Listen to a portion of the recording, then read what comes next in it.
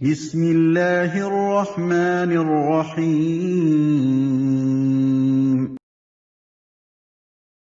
رسول اللہ صلی اللہ علیہ وسلم نے صرف دعا مانگنے کی تعلیم ہی نہیں دی بلکہ دعا مانگنے کا طریقہ بھی سکھایا ہے۔ بعض لوگوں کے بقول حضور کی دعا معجزات میں سے ایک معجزہ ہے۔ دعا کے الفاظ، دعا کے مضامین، دعاؤں کا سوز و گداز، دعاؤں میں جذبات کی آمیزش، یہ ساری چیزیں ان کو اپنی بات کہنے کے لیے، اپنی حاجتیں مانگنے کے لیے، اپنے سوال کرنے کے لیے بہترین زبان اور بہترین الفاظ اور بہترین انداز اور بہترین اسلوب اور ایسا انداز اور اسلوب جو دل میں اتر جائے اور دل سے نکلے۔ تو دعائیں تو بے شمار ہیں جو کہ نبی کریم صلی اللہ علیہ وسلم سے روایت کی گئی ہیں۔ ان میں سے بعض ایسی ہیں جو بڑی جامع ہیں اور ہم چند ہفتے انہی میں سے چند دعاؤں کو یہاں پر آپ کے سامنے پیش کریں گے۔ یہ دعا سنن ابو داؤد، ترمذی، ابن ماجہ اور مسند امام احمد بن حنبل میں حضرت عبداللہ بن عباس رضی اللہ عنہ نے روایت کی ہے، اور الفاظ سے اس کے ذرا زیادہ ہیں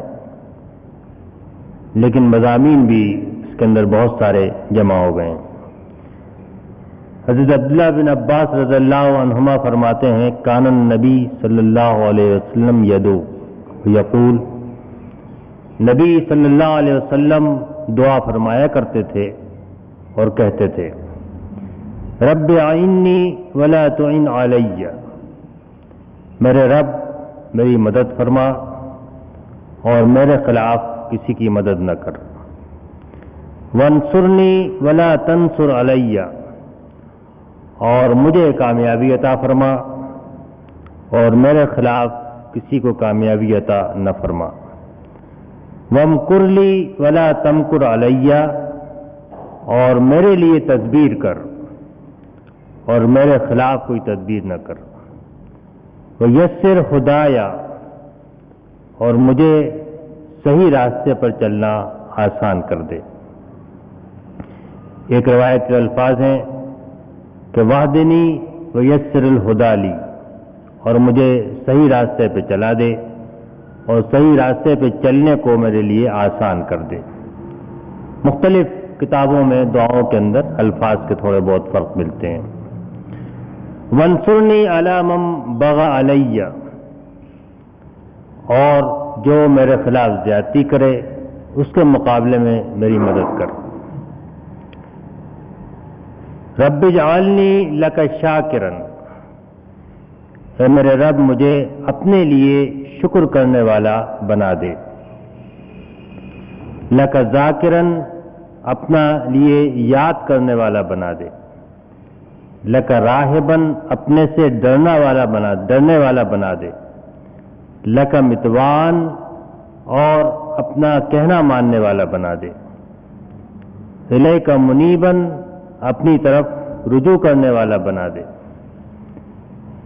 ایک دوسری حدیث میں اس کے جو الفاظ ہیں، یہ میں ترمذی کی روایت آپ کے سامنے پڑھ رہا ہوں جو کہ امام نووی نے اپنی کتاب الاذکار میں نقل کی ہے۔ دوسری حدیث میں الفاظ ہیں کہ اللہم اجعلنی لک ذکارا، ذاکر کے معنی ہے ذکر کرنے والا، یاد کرنے والا، اور ذکار کے معنی ہیں بہت زیادہ کثرت کے ساتھ ذکر کرنے والا۔ یہ عربی زبان کے صیغے کا فرق ہے۔ غافر کے معنی ہے بخشنے والا اور غفار کے معنی ہے بہت زیادہ بخشنے والا اور بہت سی چیزوں کو، گناہوں کو بخشنے والا۔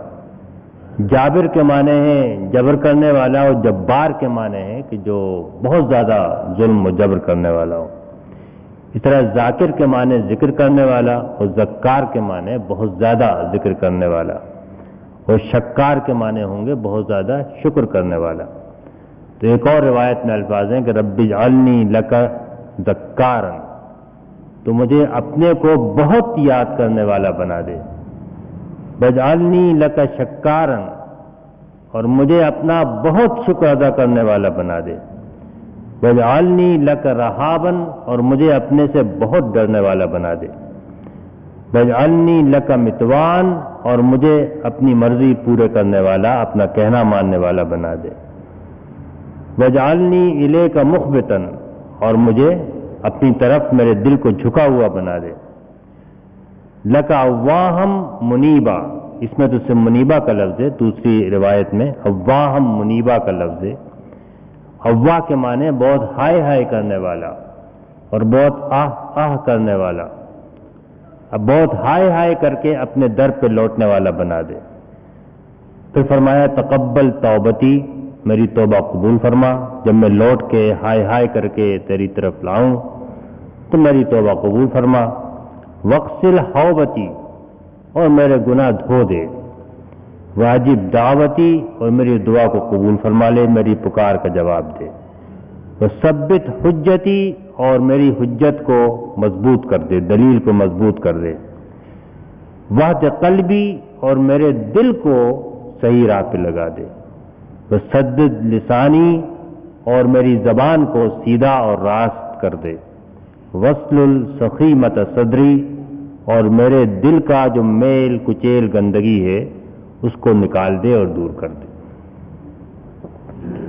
یہ ہے دعا پوری کی پوری، اور اس کے 3 حصے ہیں دعا کے۔ پہلے حصے میں اللہ تعالیٰ کی مدد طلب کی گئی، دوسرے حصے میں جو دل کی خواہش ہے جیسا بننا ہے مجھے اللہ تعالیٰ کے سامنے اس کی تفصیل بیان کی گئی ہے، اور تیسرے حصے میں اس سے گناہوں کو معاف کرنے کی، زندگی سے، اعمال سے، سینے سے، دل سے گناہوں کے داغ اور گندگیاں اور میل کچیل، اس کو صاف کرنے کے، عمل بھی صحیح ہو اور زبان بھی صحیح ہو اور دل بھی صحیح ہو۔ 3 ہی چیزیں ہیں نا ہمارے پاس، ایک دل ہے جہاں خواہشات، جذبات، لالچ، خوف، محبت یہ سب بستے ہیں، اور دل اگر صحیح راہ پہ لگ جائے تو جیسا آپ ایک حدیث میں سن چکے ہیں کہ پھر پوری زندگی صحیح راہ پہ لگ جاتی ہے۔ اذا صلحت صلح الجسد کلہ واذا فسدت فسد الجسد کلہ، دل اگر اصلاح پذیر ہو جائے، اس میں اصلاح ہو جائے تو پوری زندگی میں اصلاح ہو جاتی ہے، اور دل ہی اگر بگڑ جائے تو پھر اس کے بعد پوری زندگی بگڑ جاتی ہے۔ تو اس لیے آخری حصے میں توبہ کی قبولیت اور دل، زبان، عمل سب کو صحیح راستے پہ رکھنے کی دعا فرمائی گئی۔ دعا میں کیونکہ جیسا آپ جانتے بھی ہیں اور میں بیان بھی کر چکا ہوں کہ دعا تو اللہ تعالیٰ کے آگے بالکل بے بس اور بے کس اور محتاج اور فقیر اور سب اسی پر اپنا انحصار کرنے والا بننا ہے۔ کوئی بھی معاملہ ہو، دین کا معاملہ ہو، دنیا کا معاملہ ہو، سب معاملات میں آدمی یہ سمجھے کہ بالکل اس کا محتاج ہے، بالکل اس کے آگے بے بس ہے، اور جس طرح کسی کے ہاتھ میں موم کی طرح ہوتا ہے، جدھر چاہے موڑ دے، جیسا چاہے بنا دے، ویسے ہی سارے معاملات اس کے ہاتھ میں ہیں۔ اس لیے تدبیر اس کے ہاتھ میں ہے، اختیار اس کے ہاتھ میں ہے، لا حول ولا قوت، کوئی کوشش اس کے علاوہ کسی کے بس میں نہیں ہے، کوئی قوت اس کے علاوہ کسی کے پاس نہیں ہے۔ جو کچھ کرنے والے دکھائی دیتے ہیں وہ تو یہ ظاہری اللہ کی مشیت ہے کہ ان کو کچھ کرنے کی توفیق دے رکھی ہے، ورنہ کسی بس میں کچھ کرنا نہیں ہے۔ اور جن کے پاس قوت معلوم ہوتی ہے کہ ہاتھ بھی چلا سکتے ہیں، پاؤں بھی چلا سکتے ہیں، زبان بھی چلا سکتے ہیں، اور معلوم ہوتا ہے یہ ہمارا یہ کام کرا دیں گے اور وہ کام کرا دیں گے، ان کے پاس بھی کوئی قوت نہیں ہے۔ اللہ تعالیٰ نے اپنے نبی صلی اللہ علیہ وسلم سے مخاطب ہو کر فرمایا، جب انہوں نے ایک جہاد میں مٹھی بھر پھینکی کنکروں کی اور دشمن اس سے شکست کھا گئے، وما رمیت اذ رمیت ولکن اللہ رما، آپ نے نہیں پھینکا تھا یہ جو کچھ پھینکا، ولکن اللہ رما، بلکہ اللہ نے پھینکا۔ اسی کا ہاتھ جو ہے وہ ہر چیز کے پیچھے ہوتا ہے اور اسی کی مدد سے سارے کام ہو سکتے ہیں، دین کے کام ہو، دنیا کا کام ہو۔ حدیث میں جوتے کا تسمہ بھی ہوگا تو اسی سے ملے گا، اور منہ میں جانے والا نوالا ہوگا تو وہی ڈال سکتا ہے۔ منہ چلانے کی بھی توفیق اسی کی ہے، اور نوالا حلق سے نیچے اتر جائے یہ بھی اسی کی قوت سے، اسی کی مدد سے ہو سکتا ہے، ورنہ سینے کی غذا کی نالی میں بھی کوئی پھوڑا ہو جائے، کینسر ہو جائے تو ایک نوالا بھی نیچے نہیں اتر سکتا، وہ ہضم ہو جائے یہ بھی اسی کے بس میں ہے، اور وہ پانی بن کے اور گندی چیز بن کے جسم سے نکل جائے یہ بھی اسی کی قوت سے ہے۔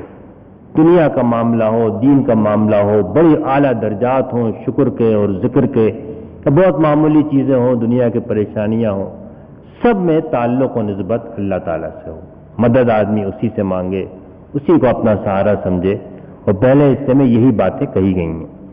تو یہ فرمایا کہ میرے خلاف کچھ نہ کر، تو یہ دراصل اس کے یہ معنی نہیں ہے کہ جو آدمی جو کچھ بھی کرنا چاہے وہ ہو جائے، بلکہ جو دعا کے آداب ہیں ان میں یہ بات بھی آپ کے سامنے آ چکی ہے کہ گناہ کی دعا کرنا، برائی کی دعا کرنا، کسی کے خلاف دعا کرنا، کسی کے ساتھ زیادتی کرنا اس پر دعا کرنا، کسی کے حقوق کو مارنا اس پر دعا کرنا کہ اللہ تعالیٰ مجھے کامیاب کر دے، تو یہ گناہ کے کاموں میں دعا جو ہے مدد کی خواہش نہیں ہے، بلکہ نیکی کے کاموں میں، دنیا کی بھلائیوں میں، دنیا کے مال و دولت کے لیے بھی ہے، رشتوں کے لیے بھی ہے، لیکن جو دعا کا پہلا حصہ ہے اگر آپ اس کو پھر دوبارہ سنیں کہ فرماتے ہیں کہ رب اعیننی ولا تعن علیہ، تو میری مدد فرما۔ اعانت کا لفظ اردو میں استعمال ہوتا ہے، اعانت کے معنی مدد کرنے کے ہوتے ہیں۔ جو کام بھی کروں، جو کرنا چاہوں، جو حاصل کرنا چاہوں، اس سب میں تیری مدد درکار ہے، اور کوئی ایسا معاملہ نہ ہو کہ تو میرے خلاف کوئی بات ایسی ہو جس مدد کے میرے کام کے خلاف پڑ جائے۔ اس میں یہ اشارہ نہیں ہے کسی اور آدمی کی میرے خلاف مدد نہ کر، پہلے کوئی ایسی چیز نہ کر جو میری اس امداد کے خلاف جائے۔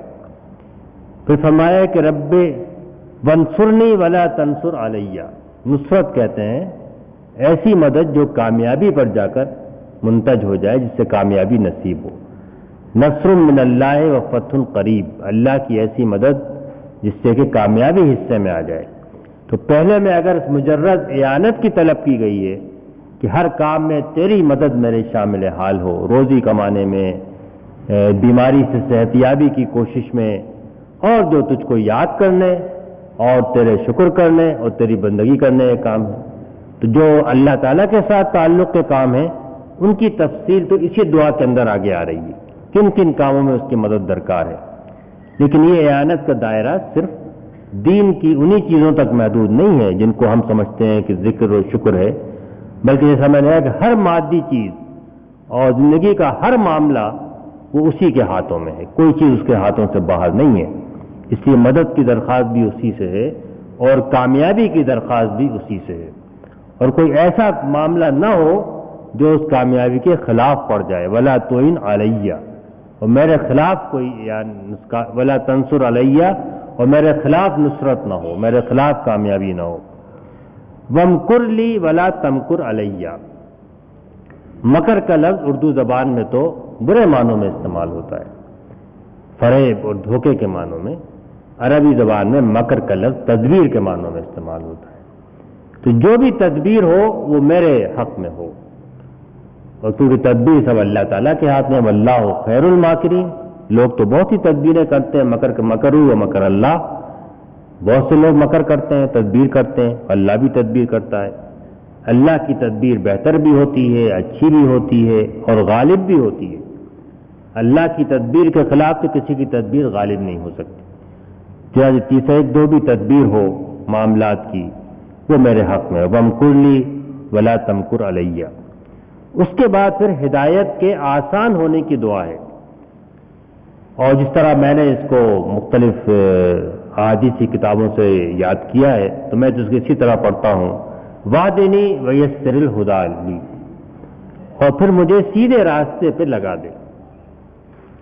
ہدایت کا لفظ یہ قرآن مجید نے صرف دینی ہدایت کے لیے استعمال نہیں کیا ہے، بلکہ ہدایت کا لفظ یہ ہے کہ ہر معاملے میں صحیح سمجھ بوجھ ہو اور صحیح بات معلوم ہو، اور ہر چیز جو ہے وہ اپنا صحیح کام کرے.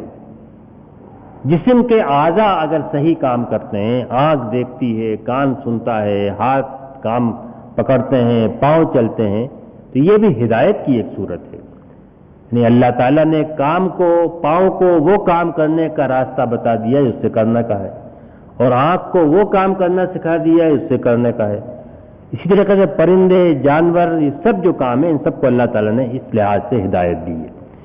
پھر ہدایت کا ایک درجہ یہ کہ یہ کام اللہ کی مرضی کے مطابق بھی ہو. ایک تو یہ کہ آنکھ دیکھے اور دیکھنا نہ چھوڑے، یا دیکھنے کے علاوہ کوئی اور کام نہ کرنے لگے، اگرچہ اس کا امکان بظاہر نظر نہیں آتا، لیکن جس کام کے لیے اللہ نے کسی چیز کو بنایا وہی کام کرے، یہ بھی ہدایت کی ایک صورت ہے. یہاں پر فرمایا ہے کہ واہدنی، اور مجھے صحیح راستے پہ لگا دے. ہدایت کا لفظ راستہ دکھانے کے معنوں میں بھی آتا ہے اور راستے پہ چلانے کے معنوں میں بھی آتا ہے. تو مجھے راستہ دکھا دی دے، راستے پہ لگا بھی دے اور راستے پہ چلا، اور پھر اس پہ چلنا آسان بھی کر دے. جو بات مجھے سوجے کہ یہی صحیح ہے، حق ہے، یہی ہے، سچائی یہی ہے، اللہ کو یہی پسند ہے، اس کو کرنا میرے لیے آسان کر دے. ویسر الہدیٰ لی، یا اس حدیث کے الفاظ میں یسر ہدایا، اور میرے لیے ہدایت کا پکڑنا، ہدایت کو پانا، ہدایت کے راستے پہ چلنا، اس کو آسان کر دے. پھر فرمایا وانصرنی علی من بغى علیہ، اور اگر کوئی میرے خلاف، بغا کا لفظ جو ہے اسے اردو میں استعمال ہوتا ہے بغاوت کا لفظ. بغاوت کے معنی حد سے گزر جانا اور سرکشی پہ اتر آنا اور زیادتی کرنا، اور طغیان اور بغاوت یہ سب زیادتی کے الفاظ ہیں. طغیانی آتی ہے تو سمندر، دریا کا پانی دونوں کناروں سے باہر نکل جاتا ہے، ہم کہتے ہیں طغیان ہے، طغیانی آ گئی. اسی طغیانی سے طاغوت کا لفظ بنا ہے، جو اللہ کی ہدایت کے دو کناروں سے، حدود سے باہر نکل جائے وہ طاغوت ہے. اس طرح بغاوت کا لفظ جو ہے وہ زیادتی کرنا اور سرکشی کرنے کے معنوں میں آتا ہے. تو جو میرے اوپر زیادتی کرے اس کے خلاف مجھے کامیابی عطا فرما. یہ بالکل خالص ذاتی دعائیں ہیں. ان کا رب جو ہے وہ دنیا سے بھی ہے اور دین سے بھی ہے، اور ہر معاملے میں ہے. اور دیکھیے کیسی محتاجی اور کیسی فقیری ہے اور کیسی مانگ ہے جو اللہ کے رسول نے کیسے چھوٹے چھوٹے الفاظ میں کتنی بڑی بڑی دعاؤں کی تعلیم دی. یہی تو جو میں نے کہا تھا کہ معجزہ ہے. مختصر الفاظ میں ان کو محدثین نے جامع الدعوات کے نام سے جمع بھی کیا ہے.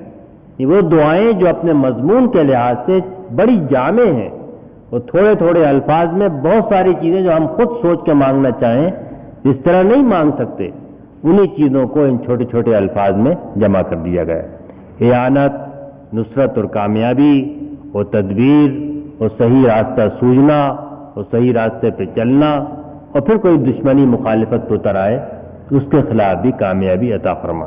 یہ 5 باتیں پہلے حصے میں ہو گئیں. اس کے بعد دوسرا حصہ جو ہے اس میں اللہ تعالیٰ کے ساتھ جو تعلق ہے، جس میں اس کی مدد بھی چاہیے، کامیابی بھی چاہیے، ہدایت بھی چاہیے، آسانی بھی چاہیے، اس میں خاص طور پہ ان چیزوں کا ذکر ہے. اس لیے اصل سرمایہ تو یہی ہے نا، دنیا کے مسائل حل ہو جائیں اور شفا ہو جائے اور مشکلات دور ہو جائیں اور پریشانیاں دور ہو جائیں. یہ بھی بڑی قیمتی چیزیں ہیں، ان کو دین میں بے وقت نہیں کیا گیا ہے. ان کا خواہش رکھنا، ان کی آرزو کرنا، ان کو طلب کرنا، یہ بھی دین کے اندر مطلوب ہے. ربنا آتنا فی الدنیا حسنہ، دنیا کے اندر بھی اچھائی بھلائی کی طلب جو ہے یہ اللہ تعالیٰ نے کرنا سکھائی ہے، اس کی ترغیب دی ہے، اس کی تعلیم دی ہے. اس کو دنیا کو اس نے ایسی گندی بیکار جگہ نہیں قرار دیا ہے کہ آدمی اس سے کوئی تعلق نہ رکھے. لیکن اصل سرمایہ تو یہ ہے کہ آدمی اس دنیا سے اللہ کے لیے کیا حاصل کرتا ہے. اصل دولت تو وہی ہے کہ جو قبر میں بھی ساتھ جائے گی، حشر میں بھی ساتھ ہوگی اور پل صراط پہ بھی ساتھ ہوگی، جنت میں لے جائے گی. اصل دولت تو وہی ہوگی. یہاں کی دولت تو قبر سے پیچھے باہر ہی رہ جائے گی، کوئی چیز ساتھ نہیں جائے گی. اور مرض بہرحال ایک دن تو آ کر پکڑے گئی، اور شفا ایک دن تو آئے گا جب کوئی شفا نہیں ہوگی. یہ چیزیں تو ختم ہونے والی ہیں، فنا ہونے والی ہیں. اس لیے دعا کے دوسرے حصے میں ان چیزوں کی درخواست ہے کہ جیسا ہم کو اللہ کے ساتھ بننا چاہیے، اس کی بھوک ہونا چاہیے، پیاس ہونا چاہیے، تڑپ ہونا چاہیے، اضطراب ہونا چاہیے. یہ دل کی خواہش ہے، دل کی آرزو ہے، جو چھوٹے چھوٹے الفاظ میں زبان سے ٹپک رہی ہے، اور اللہ کے رسول کے الفاظ ہیں، اس لیے بڑے مؤثر اور چھوٹے الفاظ ہیں۔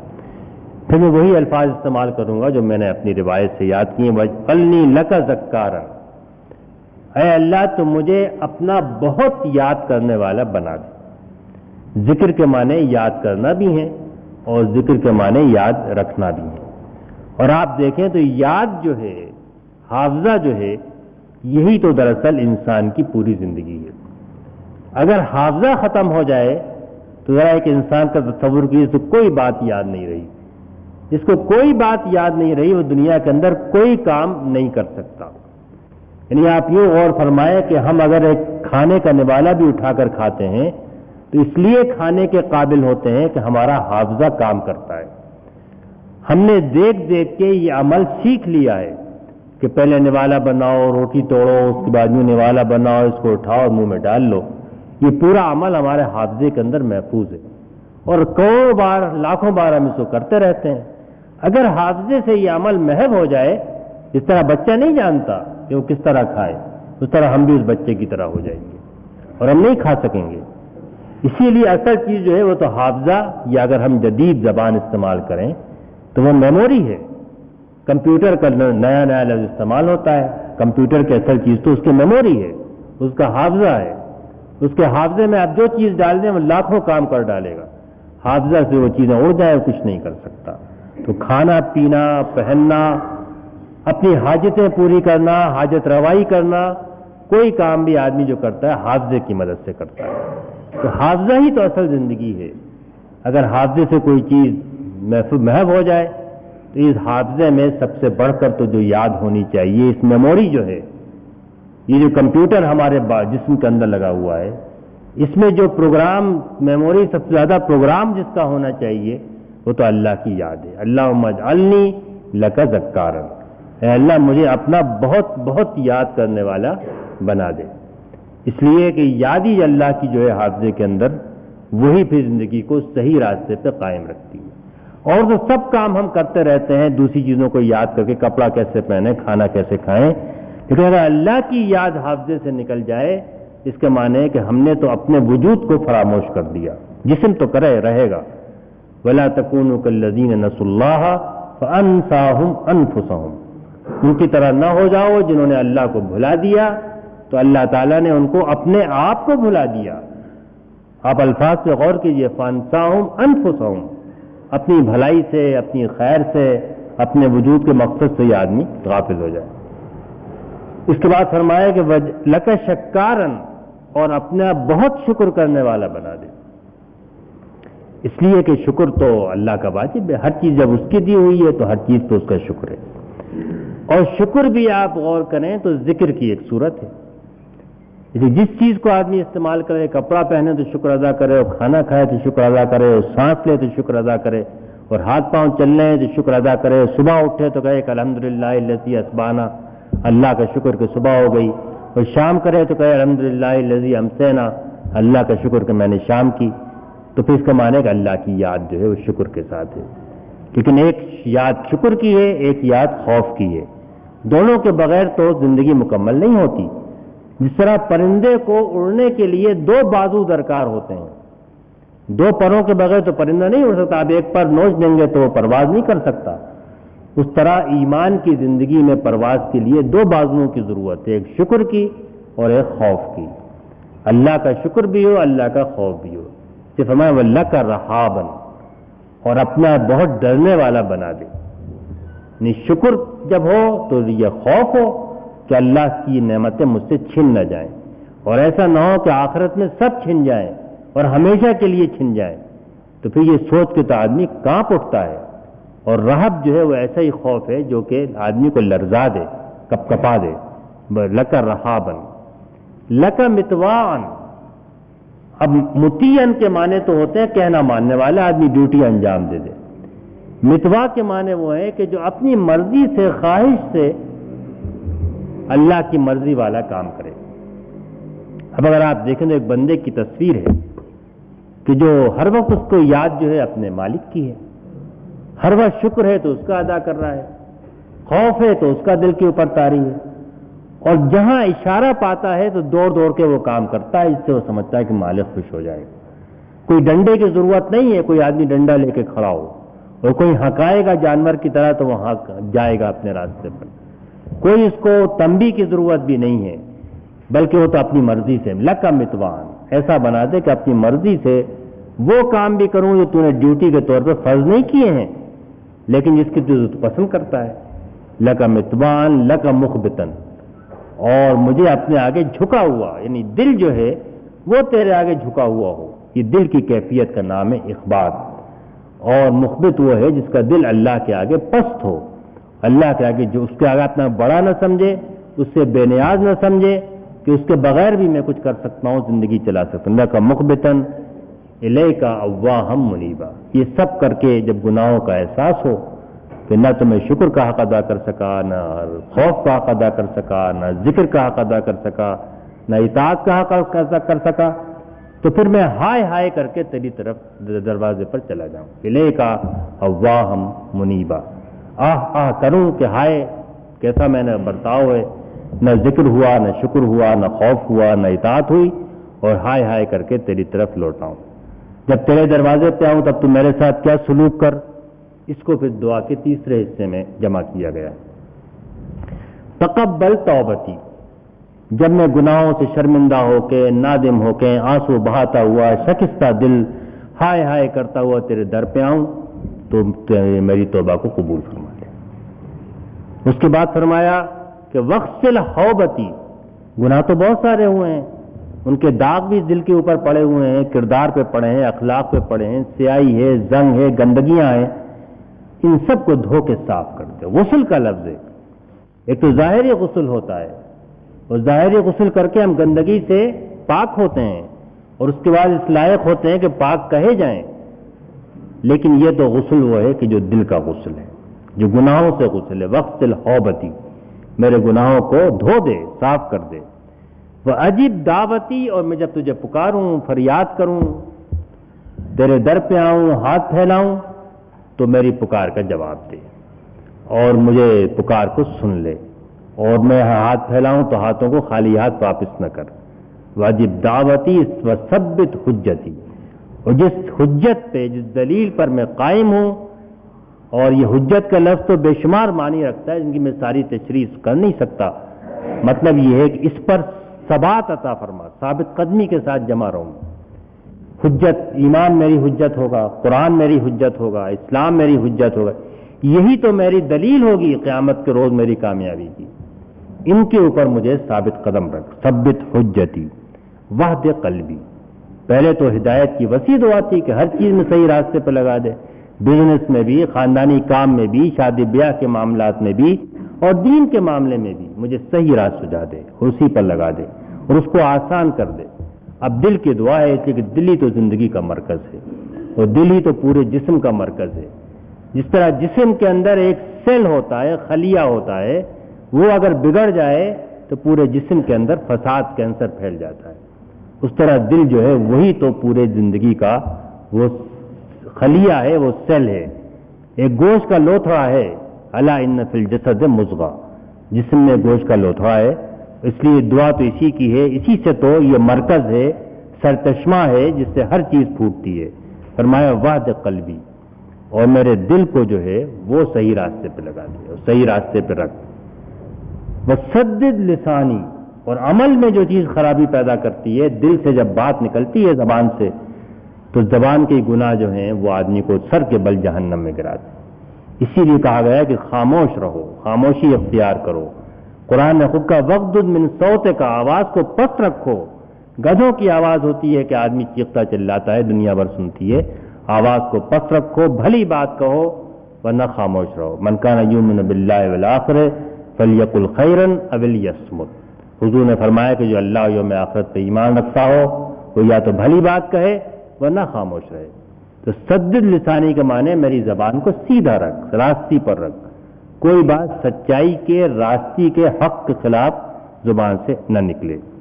وصل السخیمۃ صدری، اور میرے سینے کے اندر جو میل کچیل، تھوک کے لیے، گندگی کے لیے، اور اس سب چیزوں کے لیے سخیمہ کا لفظ عربی زبان میں استعمال ہوتا ہے. مطلب یہ کہ یہ گندگیاں تو ظاہری ہوتی ہیں، کپڑے پر داغ پڑ گیا اس کو دھو دیا، کہیں اور چیز لگ گئی خراب ہو گئی اس کو صاف کر دیا، جسم پر کوئی گندگی لگ گئی صاف کر دیا. ایک گندگیاں جو نظر نہیں آتی وہ سینے کے اندر ہوتی ہیں. تو آخری دعا یہ کہ ان ساری گندگیوں کو نکال دے.